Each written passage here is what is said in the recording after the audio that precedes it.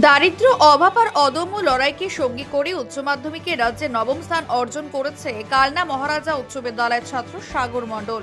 তার এই সাফল্য আজ গোটা পূর্ব বর্ধমান জেলার গর্ব, একই সঙ্গে হাজারো ছাত্রছাত্রীর কাছে এক অনুপ্রেরণার নাম। কালনার নৃসিংহপুরের মেটডাঙ্গা বড়ডাঙ্গা পাড়ার বাসিন্দা সাগরের পরিবার দীর্ঘদিন ধরে আর্থিক সংকটের মধ্যে দিন কাটাচ্ছে। বাবা গুজরাটের একটি হোটেলে ঝাড়ু পোছার কাজ করেন এবং মা হাসপাতালে সাফাই কর্মীর কাজের সঙ্গে যুক্ত।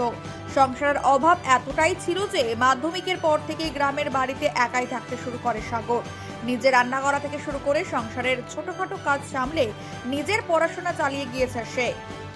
অদ্যম পরিশ্রম আর একাগ্রতার জোরে এবারের উচ্চ মাধ্যমিক পরীক্ষায় 488 নম্বর পেয়ে রাজ্যে নবম স্থান অর্জন করেছে সাগর। এর আগেও মাধ্যমিকে 646 নম্বর পেয়ে কালনা মহারাজা উচ্চ বিদ্যালয়ে ভর্তি হয়েছিল সে। বাংলা, ইংরেজি, ইতিহাস, ভূগোল, রাষ্ট্রবিজ্ঞান ও অর্থনীতি নিয়ে পড়াশোনা করলেও পরিবারের পক্ষে টিউশনের খরচ চালানো সম্ভব ছিল না। তবে সেই কঠিন সময়ে পাশে দাঁড়িয়েছিলেন স্কুলের শিক্ষকরা। কেউ কম ফি দিতেন, আবার কেউ অর্ধেক মাইনে নিয়ে তাকে পড়িয়েছেন। শিক্ষকদের এই সহযোগিতা এবং নিজের অদ্যম ইচ্ছাশক্তিকে সাফল্যের মূল চাবিকাঠি বলে মনে করেন সাগর। উচ্চ মাধ্যমিকের পর IAS হওয়ার স্বপ্ন নিয়ে দিল্লিতে গিয়ে কোচিং করার ইচ্ছা থাকলেও অর্থাভাব এখন তার সবচেয়ে বড় বাধা।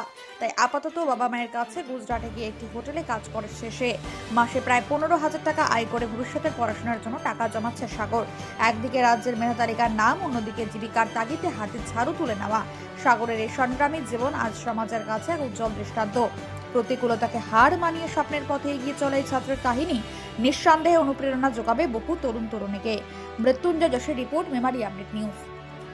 আমি সাগর মণ্ডল, কালনা মহারাজা উচ্চ বিদ্যালয়ে দ্বাদশ শ্রেণীর ছাত্র।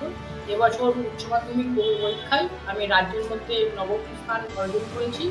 বাড়িতে আমি একাই থাকি। আমার মা বাবা কর্মসূত্রে গুজরাটে থাকে। আমি একাই রান্না করে খেয়ে পড়াশোনা চালিয়েছি।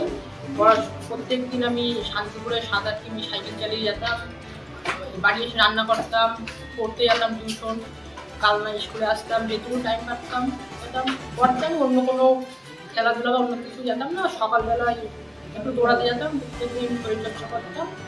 তা আমি এবছর এই নাম্বার পেয়ে, আমার প্রত্যাশা পূর্ণ নাম্বার পেয়ে আমি খুশি হয়েছি, পরিবারের সবাই খুশি হয়েছে। আমি এখন গুজরাটেই আছি। তো আগামীতে আমি IAS হওয়ার স্বপ্ন দেখছি, চেষ্টা করছি নিজের স্বপ্নকে পূরণ করার জন্য। এভাবেই এগিয়ে যেতে চাই।